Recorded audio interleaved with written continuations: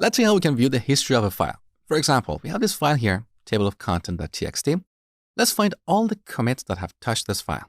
So we run git log table of content.txt.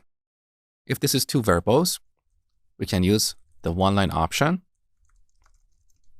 That's better. Now we can find statistics about each commit in terms of the number of changes using the stat option. We have seen this before. Now we know in this commit, we have one insertion and one deletion. In this other commit, we have more changes. So then we can view that particular commit in detail.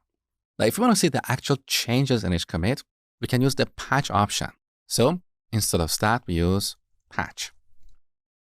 Now we know in this commit, which is our last commit, this line was removed and replaced by a blank line.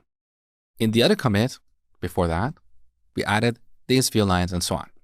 So to view the history of a file, we still use the log command, but we append the file name at the end.